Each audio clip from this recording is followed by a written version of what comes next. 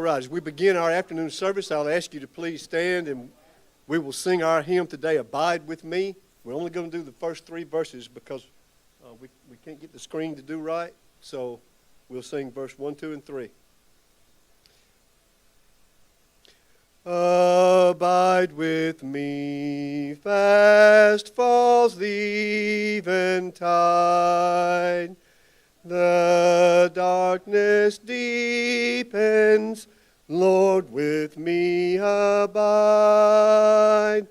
When other helpers fail and comforts flee, help of the helpless, oh, abide with me. Swift to its close ebbs life's little day. Earth's joys grow dim, its glories pass away. Change and decay in all around I see. O thou who changest not, abide with me. I need thy presence. What but thy grace can foil the tempter's power? Who like thyself my guide and stay can be? Through cloud and sunshine, oh, abide with me. Amen. You may be seated.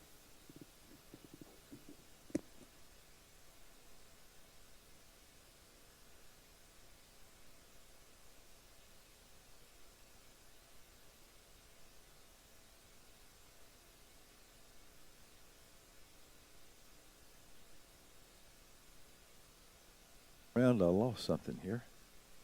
See if I can get it back up.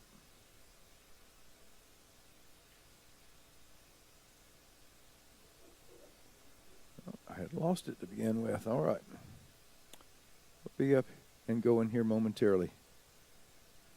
Too many changes off the same computer at one time. All right, now we're back where we can get underway. So we're already recording. So we're in Isaiah 15, 1 through 9. A very interesting passage before us because we know well the Moabites and some of the issues that they had with Israel. But we have 2 chapters. 15 is only 1 through 9. That's where we're going to be today. And then chapter 16 that both deal with Moab. So it's a rather lengthy oracle or burden against Moab.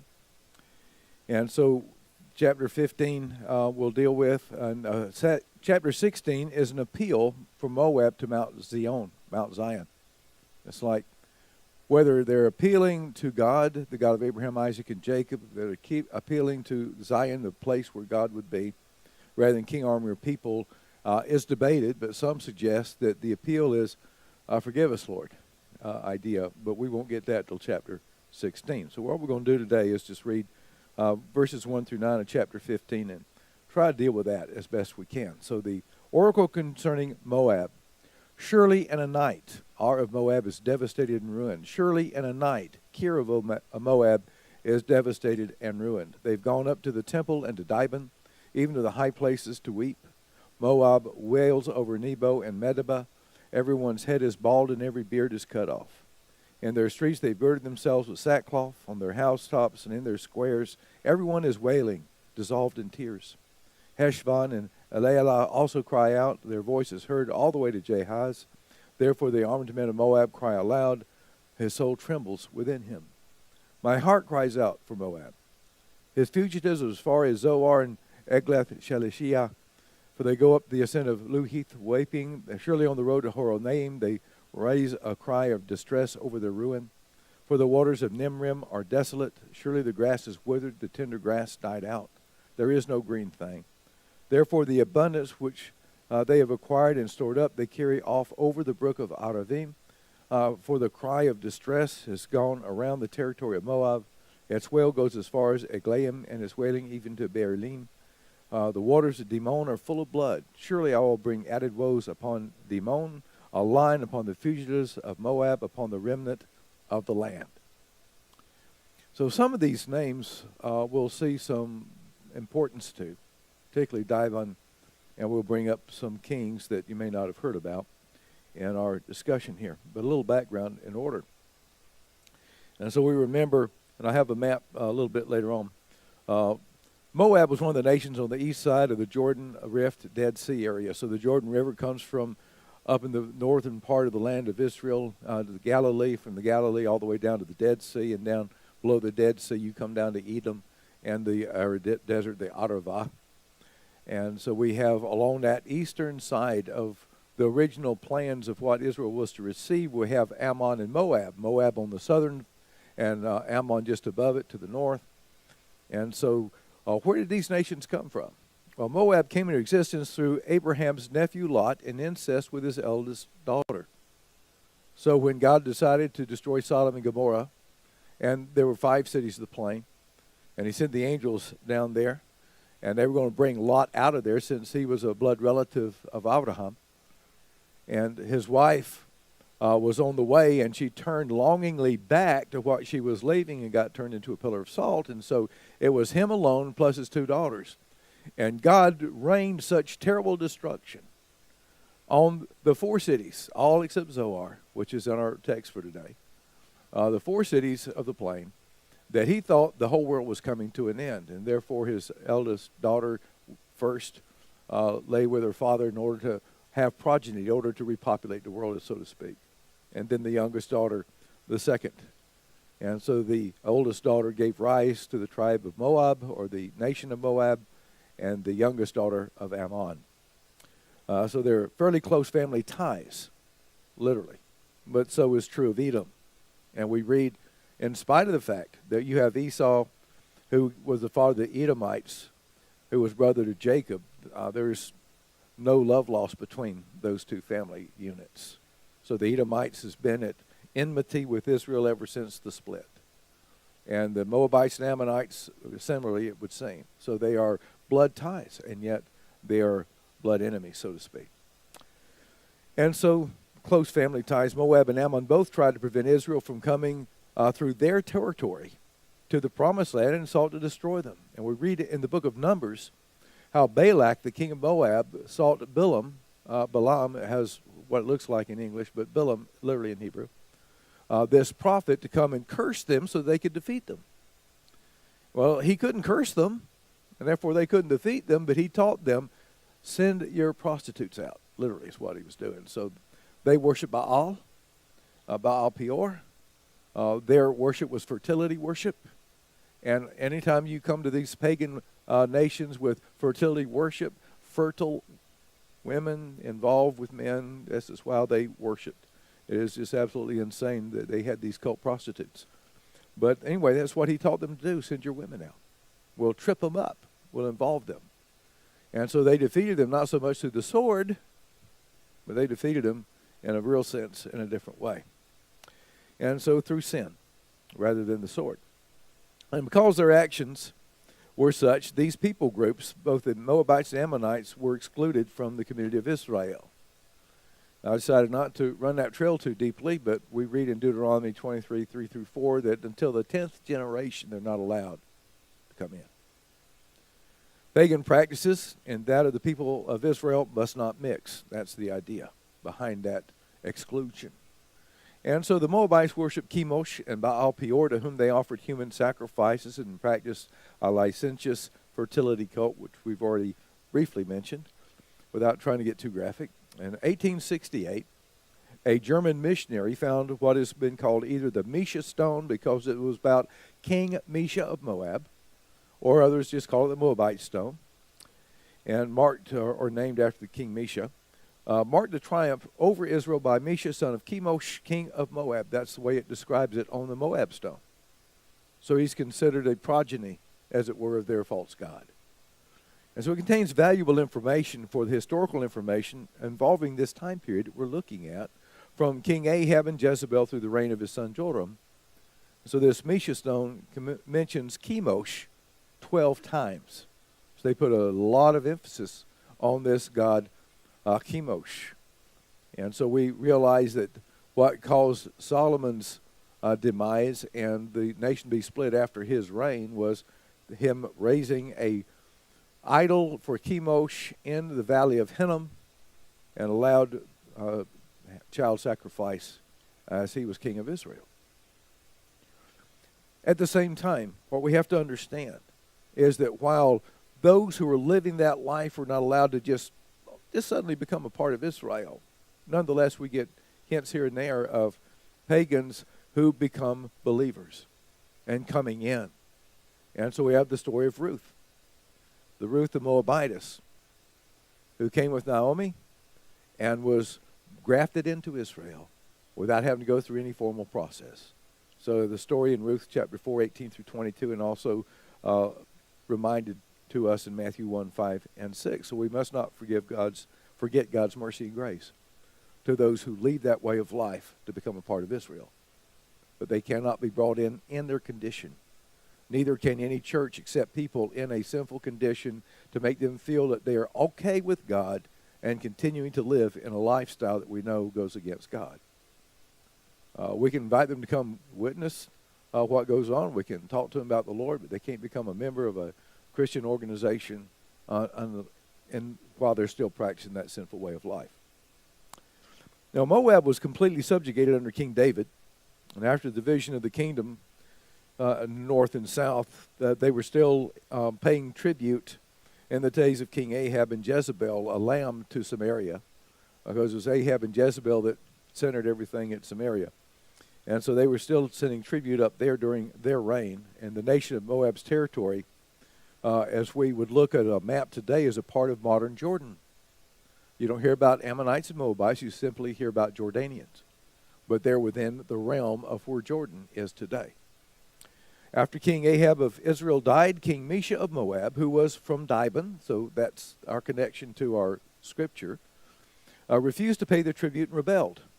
It was tolerated by the following king of Israel, and later, with the rise of Assyria, Moab once again able to push their territory north beyond the Arnon River. So we'll look at that territory between Zered and Arnon was originally Moab, but they controlled areas all the way up to Heshbon, quite well into the Ammonite territory, and that was constant battle between the Ammonites and the Moabites. But they were able to push their territory well beyond the Arnon River. And the Assyrians had weakened their relatives to the north. So these various cities mentioned in our scripture for today, reestablished by Moab at the time Isaiah prophesied this destruction. So they had taken some of these cities back that Israel had once owned, and they strengthened them and built their fortresses on them. And so there's a lot of back and forth borders and control over a long period of time. And so whenever the kings of Israel and Judah were weakened by the Assyrians and the Assyrians, these nations which had been subjected by King David, sought to reestablish themselves. And so whenever they're weakened, they would take back some territory. Always a push-pull. It was always a push-pull between the northern kingdom of Israel and the southern kingdom of Judah. Also, by the way, the boundaries kept on changing over and over again. The last recorded Israeli to deal with Moab was Alexander Janneus, one of the Maccabean rulers in 2nd century B.C. And after that, they disappeared from the scene of history. You don't, at least to my knowledge, we don't have another recognition of Moab as an independent nation after that. The destruction is foretold here is expected to have occurred during the reign of Hezekiah, although we know later having to deal with the Moabites. And so just prior to this oracle, we have the king Ahaz's death, and we don't have specific reference to the enemy here at all, this coming against Moab, but many suggest it was during Hezekiah's reign, because he did take back some of the property that the Philistines had owned, that they had taken away from Judah, and he took those cities back, but we don't know for sure. The unusual aspect of the oracle is a sympathy afforded Moab. That's kind of strains our sensibilities, perhaps. So Dr. Wegner says this oracle against Moab was merited for two important reasons.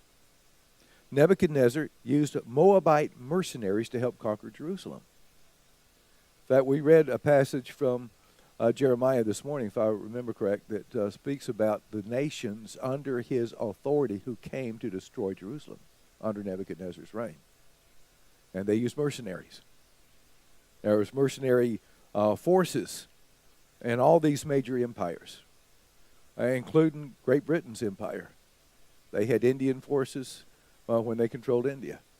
And so on and on we go. There's mercenaries forced into service as soldiers every time someone gained that kind of power and authority. And then secondly, Ezekiel 25 verse 8 states that the Moabites had mocked Israel's God by saying Israel was just like the other nations, that is, denying God's special relationship with them. So Dr. Wegner said they needed to be judged because of these two things. The Moabites who helped destroy Jerusalem, and because they mocked God and the relationship of Israel with their God. So with that background in mind, we'll come to verses 1 and 2. The oracle concerning Moab. Surely in a night. Very terse little phrase in Hebrew, a single word. In a night. Our Moab is devastated and ruined. In a night, Kir of Moab is devastated and ruined. They've gone up to the temple of Dibon in the high places to weep. Moab wails over Nebo and Medeba. Everyone's head is bald and every beard is cut off. So we'll look at the map briefly in a moment. Ar was just south of the Arnon, the northern boundary, and Kir was further south in the central fortress of the nation. And so Colin Dealish describes it for us this way. Kir Moab, which carries the Moabitish for Kiryah, was the chief fortress of Joab, which was situated in the southwest, or the southeast rather, of Ar, the present Kerek, where there is still a town with a fortification upon a rock, which can be seen from Jerusalem with a telescope on a clear day, and formed so thoroughly one mass with the rock that in 1834, when Ibrahim Pasha resolved to pull it down, he was obligated to relinquish the project. Couldn't do it. So we're talking about a very powerful, very solid fortress built at Kir, and yet our text tells us in a single night it's destroyed. So the description arouses the emotion with this destruction in a single night. The question arises to whether we should take this literally, only one 12-hour period, or whether this meant the suddenness with which the destruction fell Moab, which is where most commentators go to. It just means swift and full and complete. But an emphasis is placed on the time frame, for the Hebrew uses one single word to indicate one night, Balayla, by Lael. Laila as the way we would normally pronounce it these days, but in this construct of it, this Balael, one night. The first sentence is that of a astounding horror, something happening so fast, an attack of such speed, power, and ferocity only took one night. And the word for ruined here means to be destroyed, to be ruined, or cut off. Cut off means there ain't nothing left, basically. The result is that of silence, the silence of the dead, where the city is completely ruined and cut off. So as a result of the damage done to these two towns, we find the people expressing sincere and very intense grief. In the Hebrew, we read house rather than temple. They go up to the temple to mourn and grieve. In Hebrew, we use the word bayit, house, for house of the Lord. Bayit Adonai, house of God, meaning the temple. So we're accustomed to that. And furthermore, we find in our text, they have this in parallel with the little phrase high places. High places were not necessarily structured temples, but on little hillsides, under green trees, up on a height somewhere, they would go and worship their gods. They would set up idols there, maybe just a little covey of some sort into the rock with a false idol sitting there to go and worship and to praise them in whatever they do, in that worship that they do.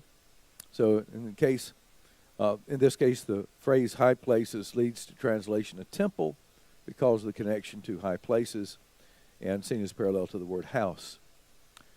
Dibon was about 3 miles north of the Arnon River and was king of Mesha's hometown. King Mesha of Moab's hometown. So a very important place. And archaeologists have found a high place of the Moabite god Chemosh at Dibon, Nebo. We're familiar with because this is where Moses was allowed to view the promised land. And I've been to Mount Nebo. I don't know if it's the right spot or not, but I've been to Mount Nebo once. First time I ever went to the land of Israel back in 1988. We flew into Amman, Jordan, and we saw the Decapolis, and we went to Mount Nebo. Then we crossed Allenby Bridge into Israel. Interesting travel there. But Mount Nebo, they claimed that we could see Jerusalem on a clear day. Even with your naked eye, you can see across all the way to the Promised Land. And that you could see down around the Jordan. Today is not such a beautiful area as it was in Moses' time. But what we read here is that Nebo was a defensive strong point, which is also revealed in the Mesha stone. So archaeological finds indicate an image of Chemosh at Nebo, a strange temple at Medeba. And so these references are not simply to fortifications, but also to the false worship. And so with these strongholds, everywhere you turn, there was weeping and wailing over their losses of whole cities and their population. So all these strongholds gone. Everybody's weeping and wailing and mourning in whatever way. And so we read here the cutting of the hair and the beard, common signs of mourning in the pagan cultures around Israel. And we'll look at what the Bible says about this in a moment. Israel was commanded not to follow these practices. But let's read the rest of this first, because we find connections here that was something that Israel did. So verses 3 and 4 says, in their streets. We find everywhere you look, they're mourning. So in the streets, on the housetops, in their squares. They're girded with sackcloth. Everyone's wailing, dissolved in tears. Heshbon and Elealeh also cry out. Their voices heard all the way to Jahaz. Therefore the armed men of Moab cry aloud. His soul trembles within him. That last phrase is phenomenal. I've known a lot of soldiers. I've known a lot of guys, big, strong, strapping men. I don't see many of them ever crying. They may get mad. They may find emotion. You don't find them weeping the way this describes soldiers weeping. But these guys are weeping.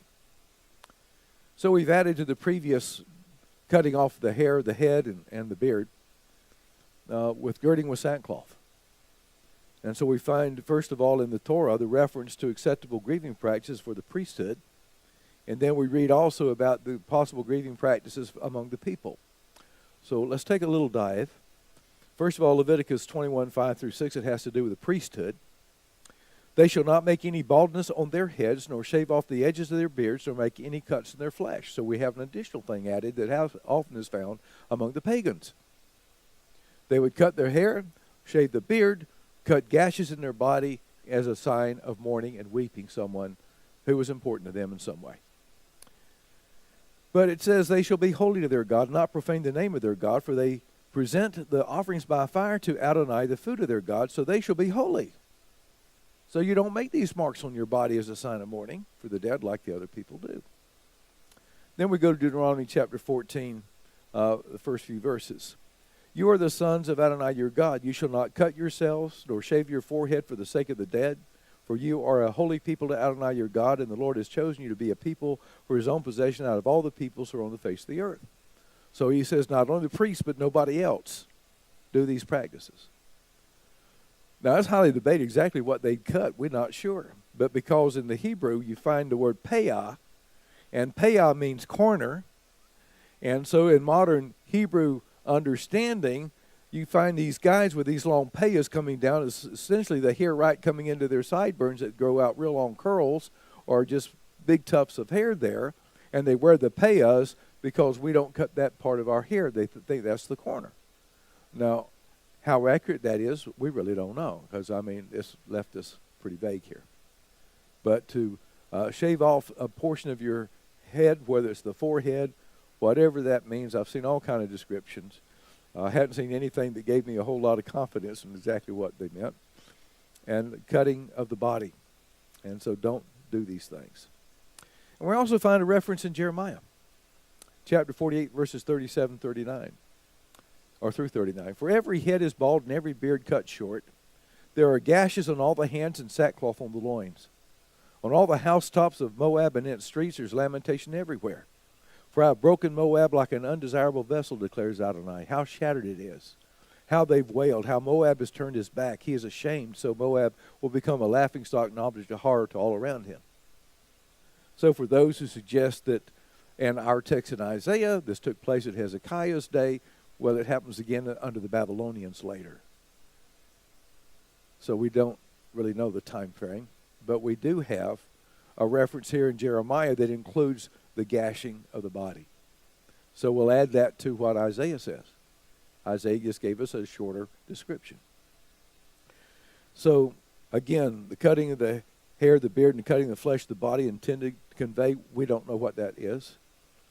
Mourning, grief, sorrow. So these particular practices were forbidden to Israel. But not all of them are. And so some of the things that I've heard come out in teachings about the things that goes on in some of the Christian world around that they say is absolutely pagan are not. And I think we just need to be honest with what our Bible tells us. So I'm going to give you a few other verses to consider. In Esther chapter 4, verse 1. When Mordecai learned all that had been done, he tore his clothes, put on sackcloth and ashes, and went out in the midst of the city and wailed loudly and bitterly.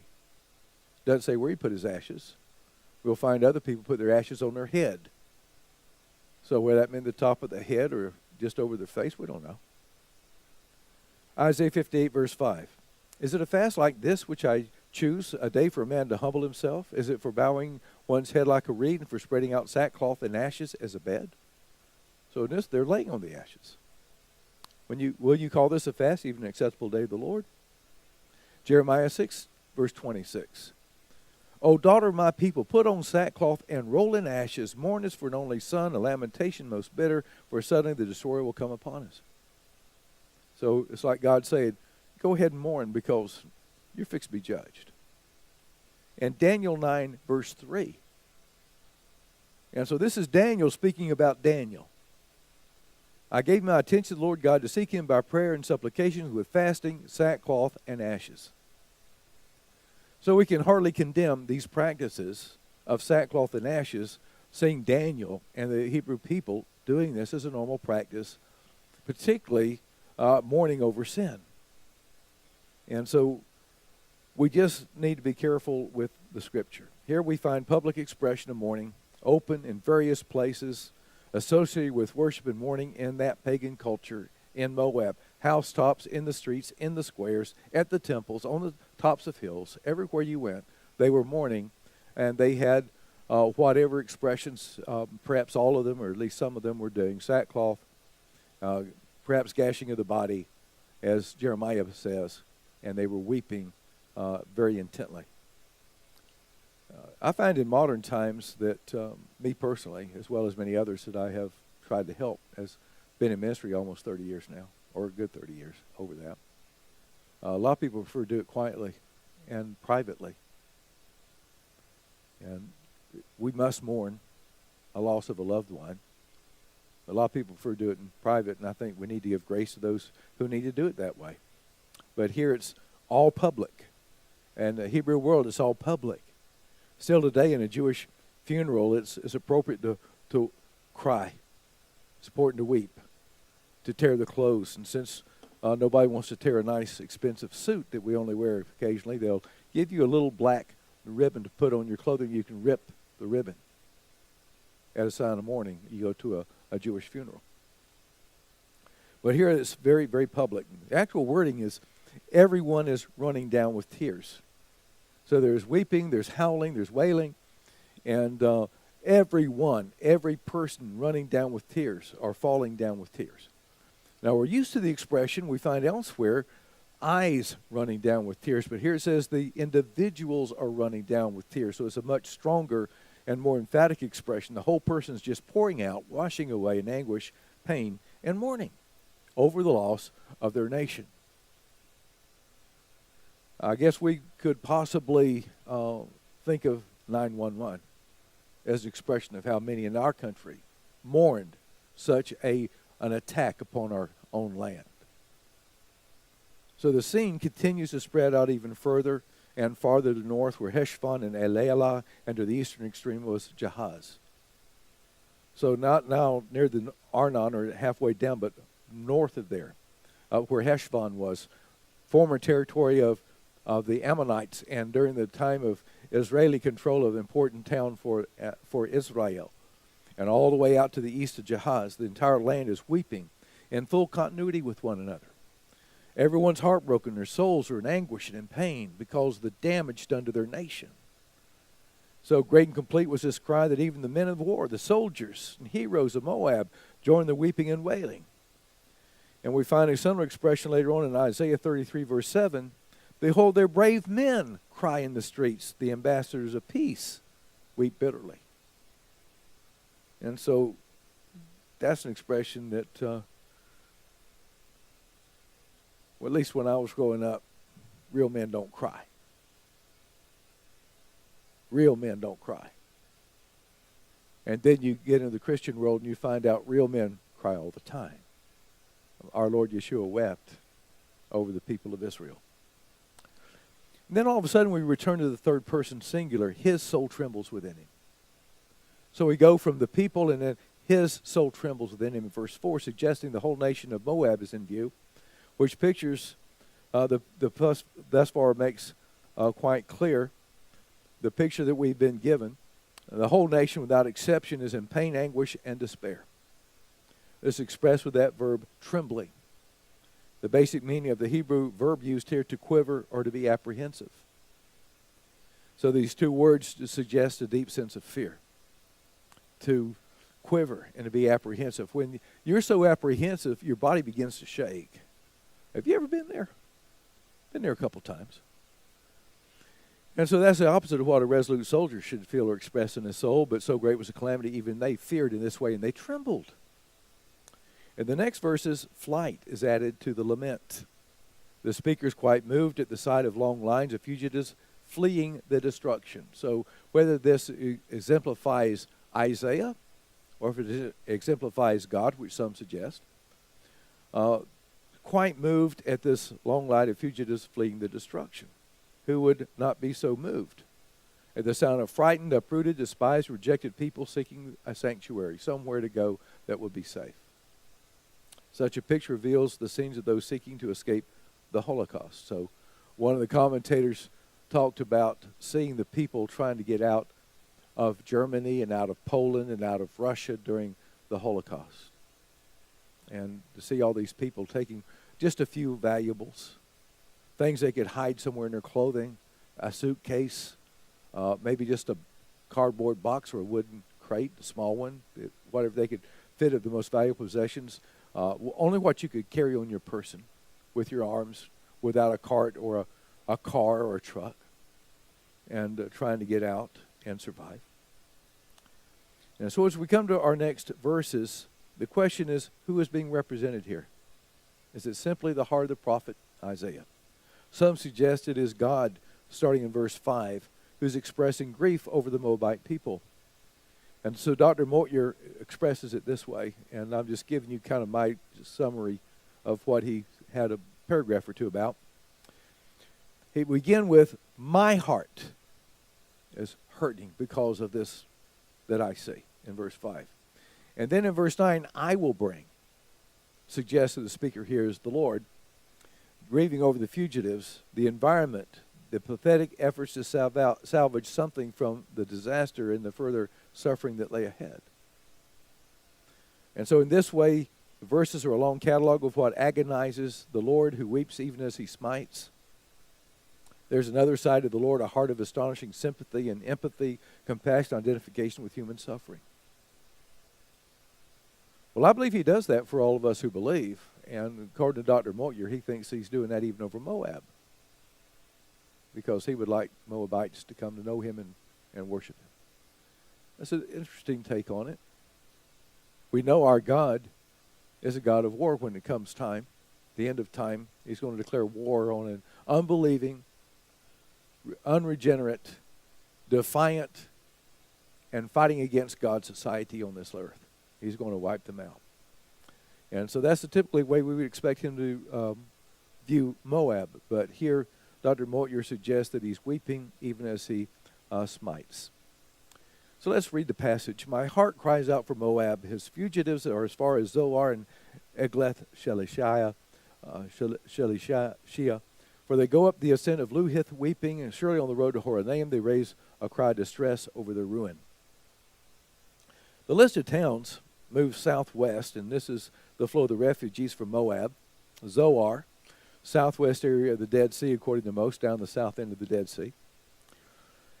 And so that would probably most likely be beyond the river Zered, down in the area of Edom.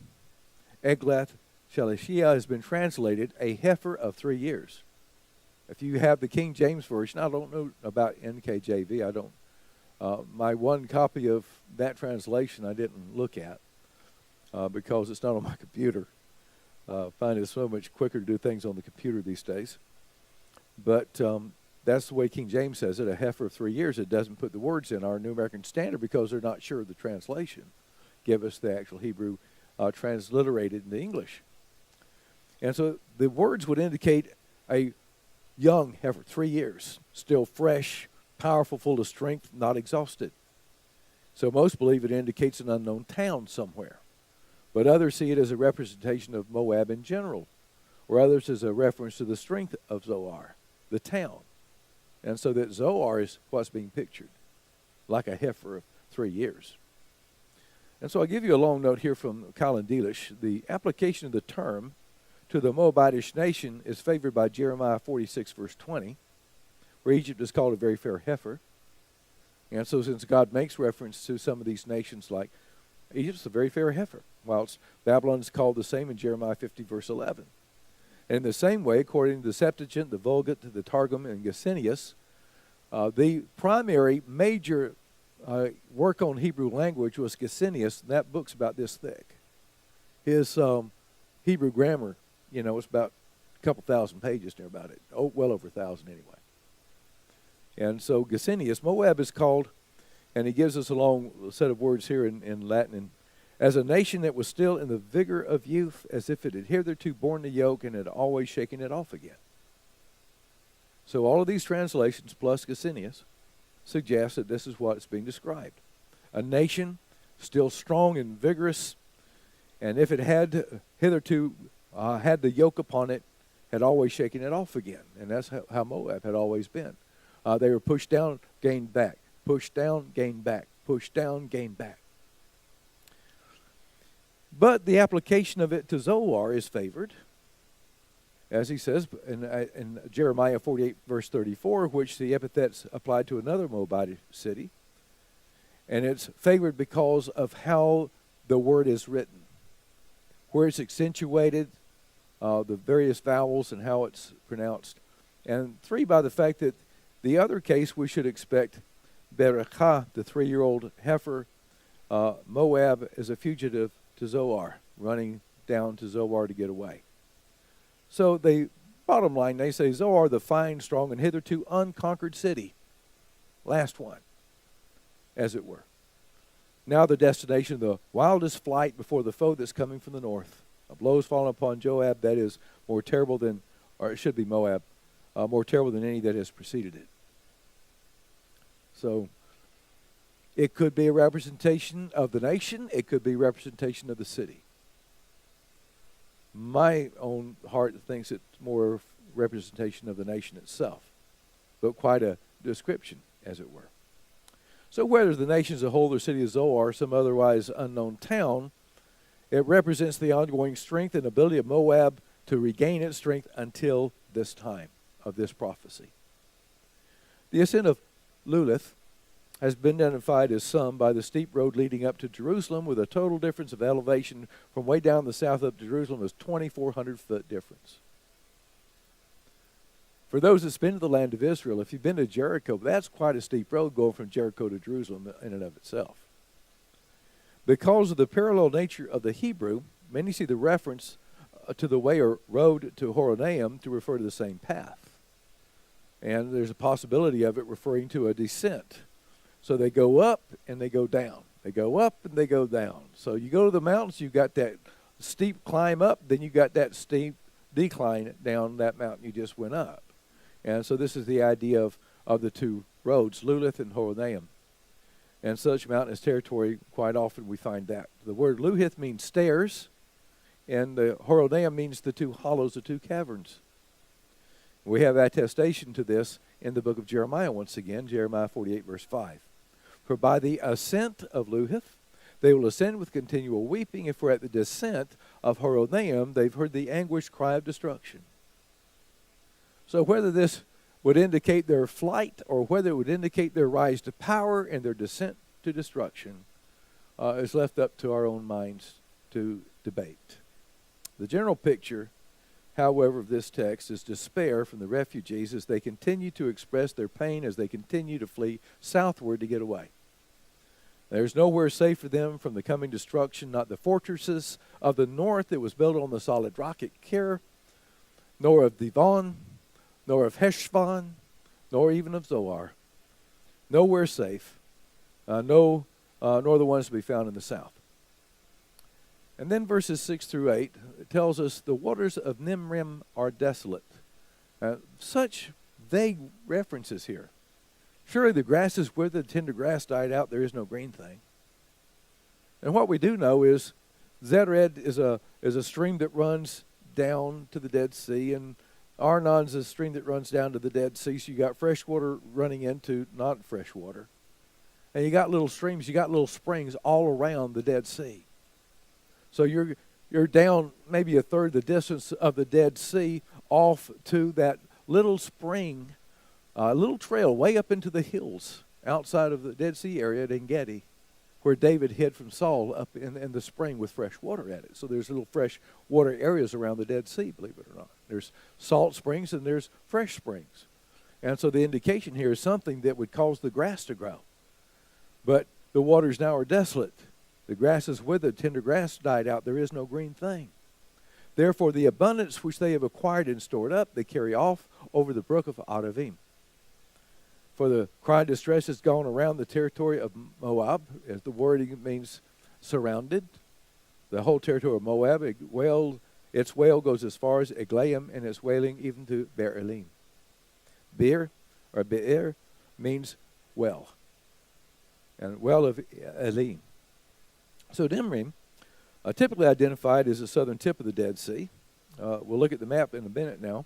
The map below depicts the ancient borders of Moab and as from the Arnon to the Zered. Zered was the boundary between Moab and Edom, and the Arnon was the boundary between Moab and Ammon. And so it's obviously not the southernmost tip that we'll look at in a moment, but to the southeastern side of the area. The description depicts the lack of fresh waters of the Nimrim, whatever little stream there might have been that watered the land enough to get some pasture and plant life to grow. But the grass is withered, and there's no more anything green, so that means no hope of life. If there's nothing green, there's nothing to eat, is the idea. So the picture is that of a ragtag group of refugees, gathering up what they could actually carry as they fled their own land and presumably went to Edom to get out of the trail of destruction which had come upon them. That which they had acquired and stored up, you can't carry off everything you've acquired. So this speaks of our attempt, as some of the scholars would put it, to stock up, prepare in advance so that in our retirement or twilight years we will not be in any want. So all this stuff we've accumulated. And some of us, we're kind of hoarders. And I've got various oblong pieces of wood that have no distinct purpose when my wife looks at it, but I'm thinking, no, I could use that, right? So we got all these piles of things that we've acquired over a long period of time. So if we had war here and we needed to get the heck out of Dodge, we need to leave Prattville, we need to head to Florida, whatever, what are you going to take with you? What are you going to take? What can you fit in your car? Are you going to grab food? Are you going to grab guns, grab ammo? What are you going to grab? Well, they could only carry so much. And this is the kind of picture we're getting here. They can only take that which would be easily carried in their flight. So people that are prepping today, what are they doing? They've got their ready bag. They've got their bags ready to fly in a moment. Things to protect themselves, things to eat, that sort of thing. So on our map, we're going to have to kind of go up and down this map a little bit.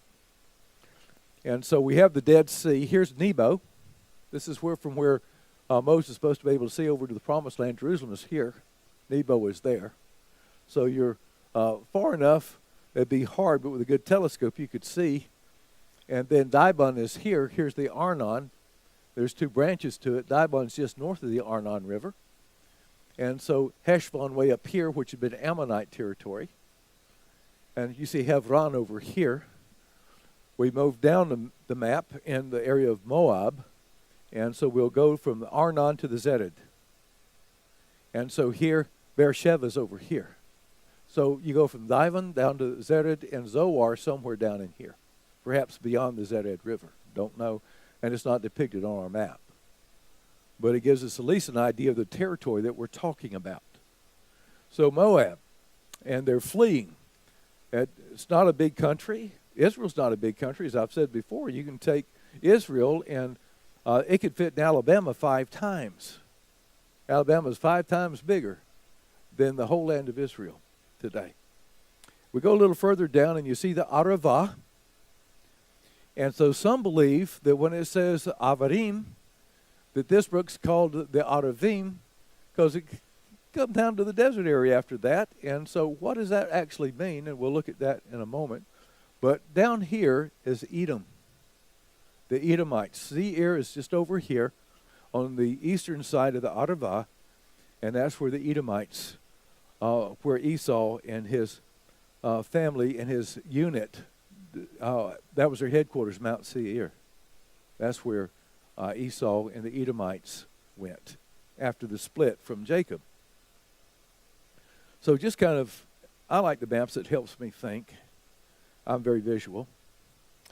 So the water stream Aravim has often been identified as a Zered, for it is the southernmost boundary of Moab. And literally, according to many, so when we do the Arabim, when we have our time at Sukkot, we wave the lulav, we have willows as a part of that whole lulav that we wave. So some say it literally means a stream of willows or perhaps stream of poplars growing by the rivers. That's where all the plant life is going to grow up, where the water sources are. And so once again, now they get to the stream. You get to the stream, you got to get across that stream. What do I leave behind now? When you leave your town, you leave your home, you can't carry everything. When you get to rough territory, I'm not going to be able to make that with all this stuff. So now what do you leave behind? And it seems to me to describe this stuff. So you grab all this stuff only to throw out along the way because we can't carry it all, and get to the stream, you got to decide what's most important, what can I carry across this stream, and keep going. So verse 8 tells us a cry of distress has completely surrounded the borders of Moab. And we have this phrase as far as Eglaim and wailing, even to Bir Elim. Well, the common phrase of the whole land of Israel is from Dan to Beersheba.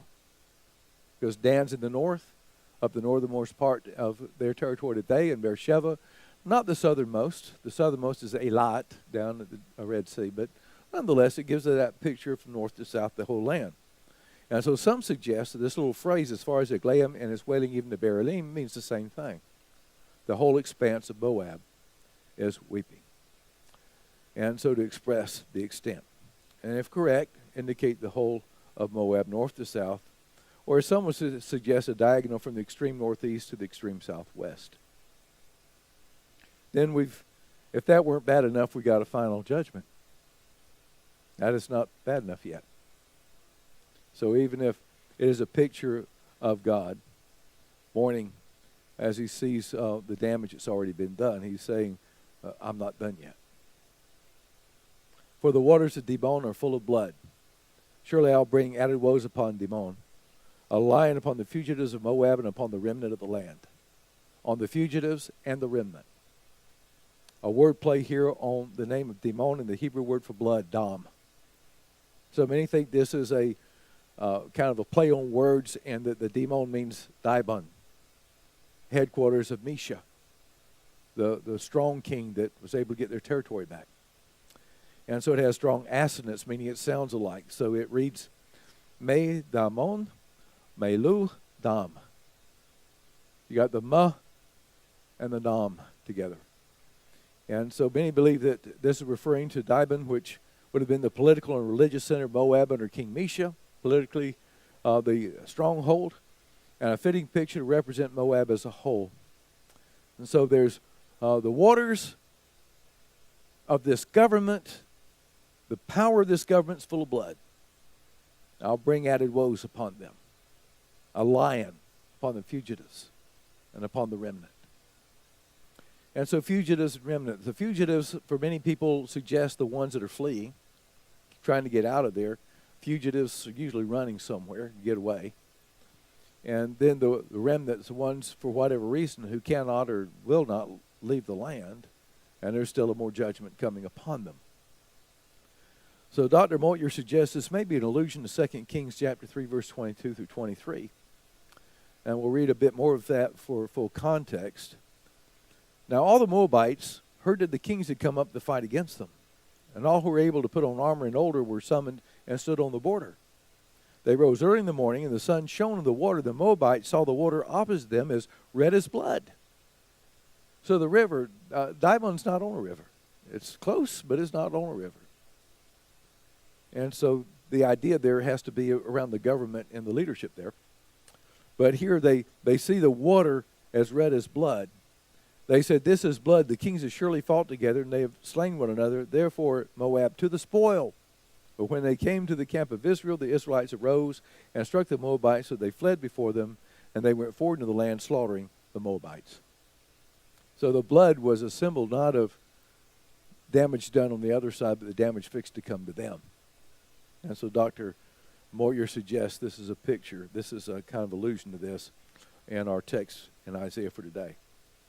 So what was once a mirage of blood's become the real thing, a river of their own blood flowing throughout the land. But not the worst yet to come. The worst is still coming, and a further judgment from Adonai upon the Moabites. The phrase, "I will bring added woes," surely refers to the hand of God, according to Moyer especially, and the means is mentioned as a lion. I will bring. Who's going to do that? God. When he's talking about judgment, who's going to do the judging? God is. Actually, Yeshua at the end of time. And so the lion is going to come, a lion, a vicious and determined predator, both then and now. So one of my favorite older movies is the movie about the true lions that wreaked havoc in a building of a railroad across Africa many years ago, The Ghost of the Darkness. And they actually on display at the Smithsonian Institute after they were finally killed. And these two lions killed, I think it was somewhere in the early hundreds, maybe up to 100 people they had killed and eaten before they killed them. These were true man-eaters, very difficult to hunt, difficult to kill, but they finally got them. But they would say that these lions, they would build a hedge of thorns all around their camp where they were working on this railroad, and the lions would actually leap over the thorns, grab somebody, and leap back over it with that person still in their jaws and take them off. And we're talking about 6-foot-high fence here of thorns. So they are quite the predator. So simply just to give you an idea, without getting too gory here, of the power of a true 600-pound African lion. And so here's the idea of a lion. And so most see the lion as a metaphor for an assailant not able to be placated, but is relentless, destroying those who remain and those who flee without exception. Doesn't matter if you're trying to stay in the land or get out of the land, all of you are going to be gone. So thus the fugitives who are fleeing, the remnant of the land, are going to be killed. The interesting thing that I found with Kyle and Delitzsch is how they understood the lion.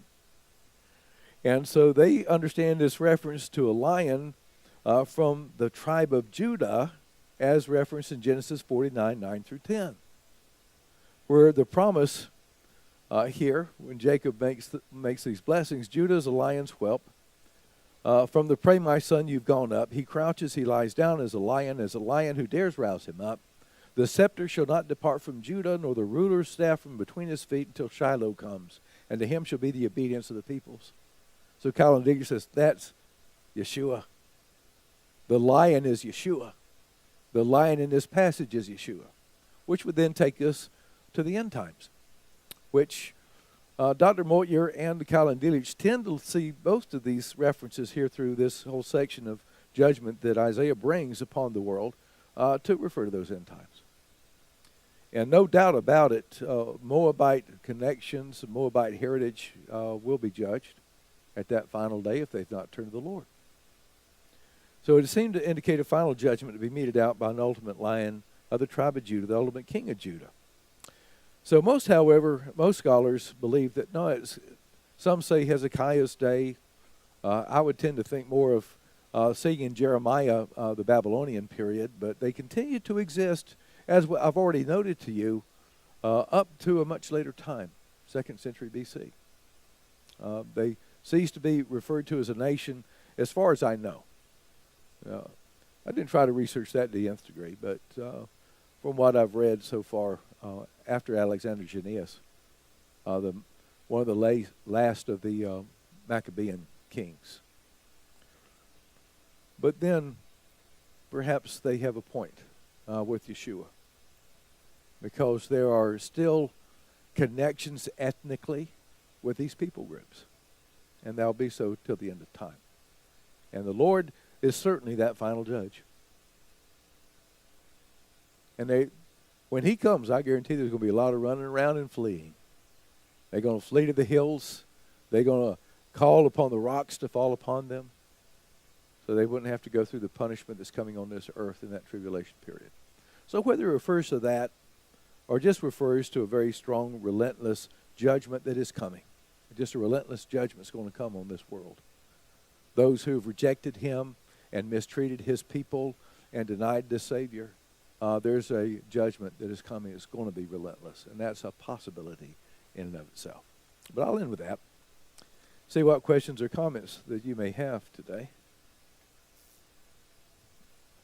I'm going to, yes, sir, Keith.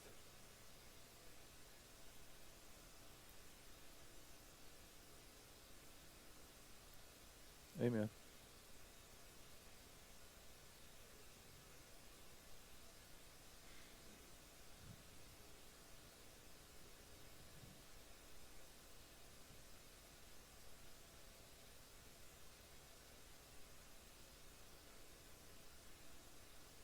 Right.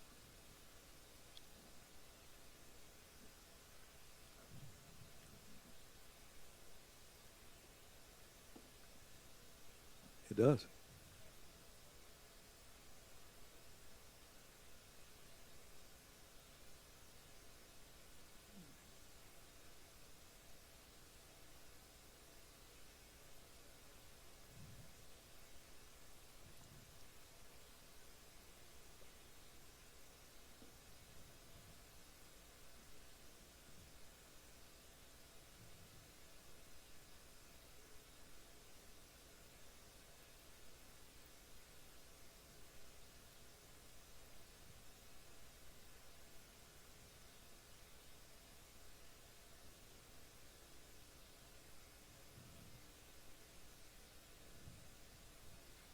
The only reason they're making those kind of demands is because they got support from so many places, too many nations, the UN and others, because they don't have a leg to stand on against Netanyahu on that.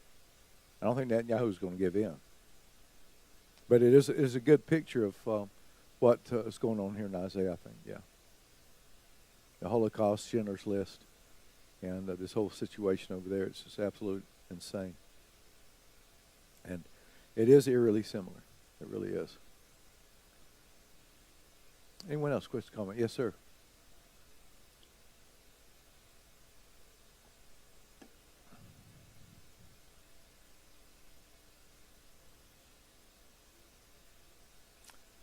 When they first went into the land of Israel, before Jerusalem was conquered and everything moved there, that's where the Ark of the Covenant was.